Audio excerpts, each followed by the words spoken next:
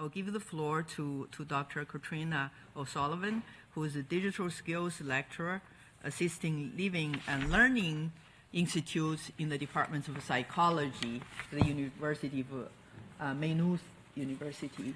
And Professor, you have the floor. Thank you.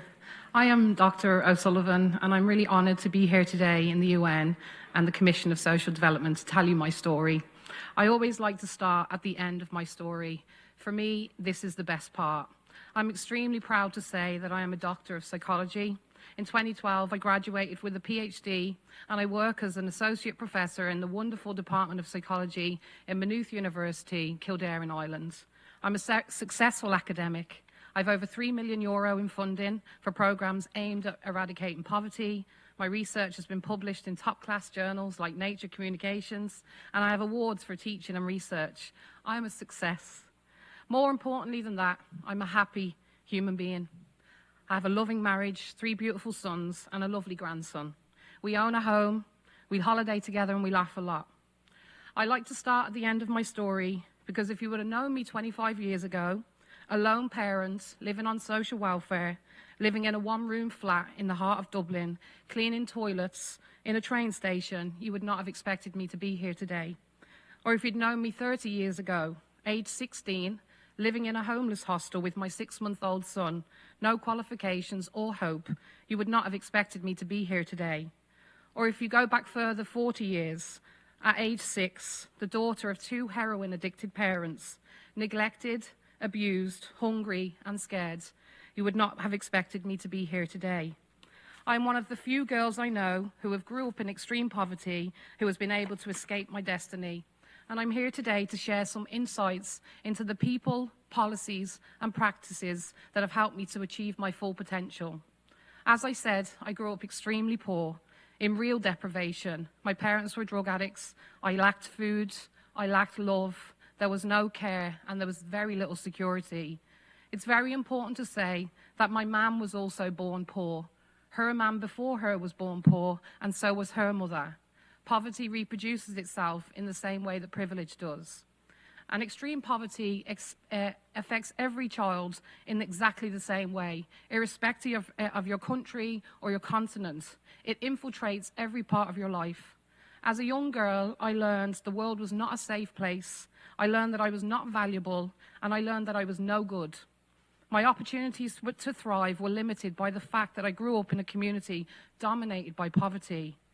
Being poor made me vulnerable to sexual and emotional abuse. It taught me that my place in life was to serve other people. I say this to remind you that poverty underpins all sorts of psychological and social hurts. It doesn't exist in a vacuum. It places people at risk of abuse, disease, depression, suicide, and addiction.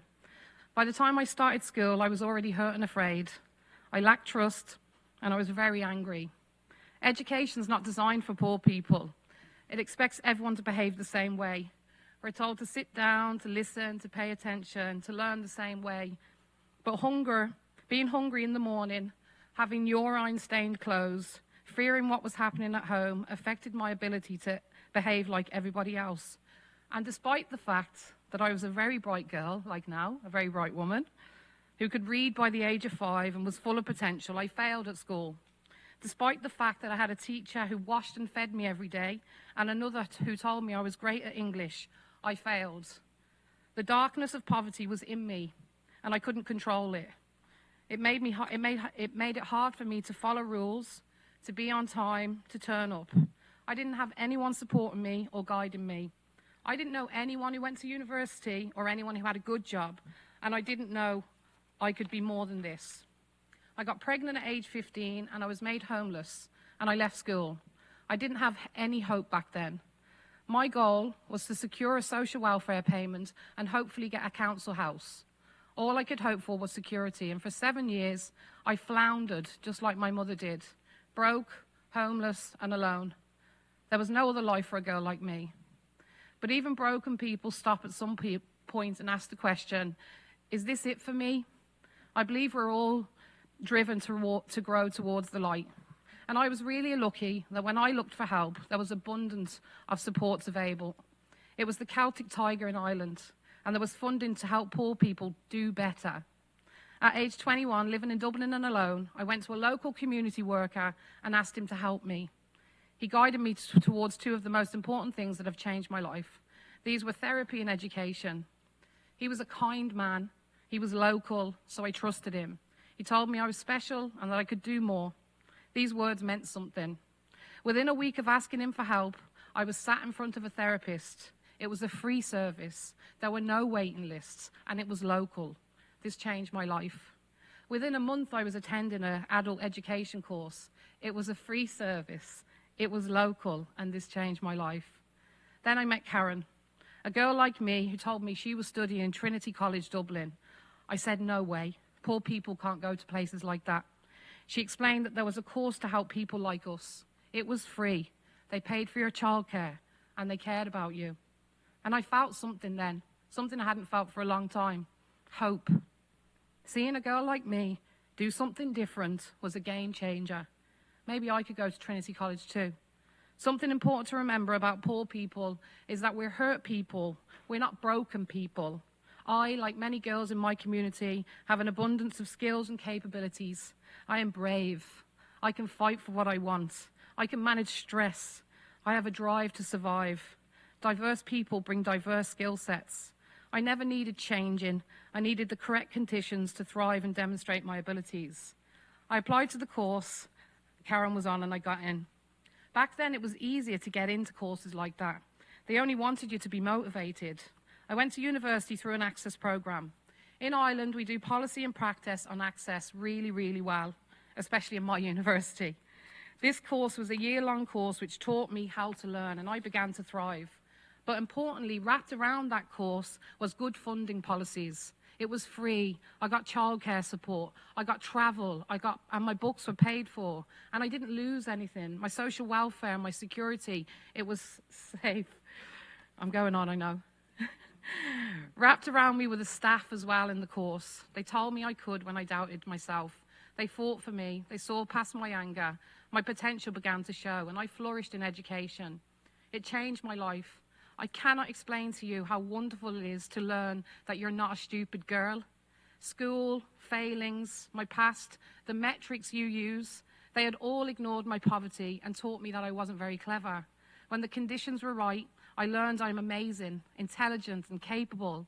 I was still poor, a lone parent, a child of addicts, but now I had support and opportunities and a growing belief in myself. I graduated with a first-class honours, got a PhD scholarship. I had 2 more babies along the way. I didn't like to make it easy, but I began to teach and I began to shine. My education taught me that I was not to blame for my failings. The structures and systems in which we live are unjust. My education also taught me that privileged people have the power to do something to change the destiny of poor people, but they often do nothing. This lesson hurt me more than any of my childhood experiences. This lesson has made me determined to use my privilege to help, and I believe my privilege is to have been poor and to have survived. And so there are 3 things that are essential for my success. The first and most importantly is I needed people. I had 5 good adults through my life who pushed and pulled me to see and feel differently about myself. The second was great policies to support people, poor people.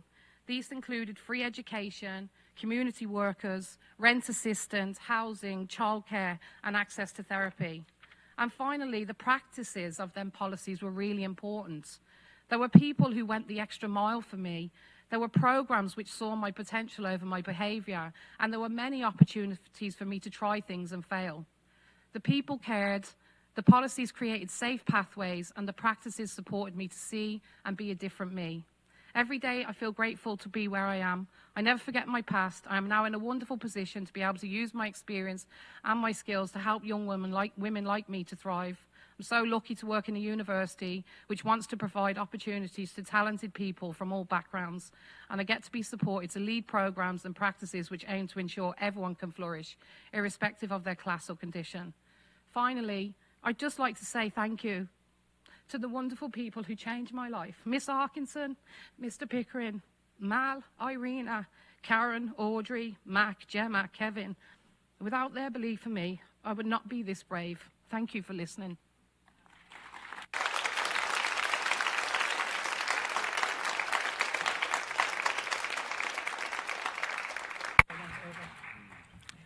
Thank you so much, Katrina, if I can call you Katrina. You can. I am trying to hold back.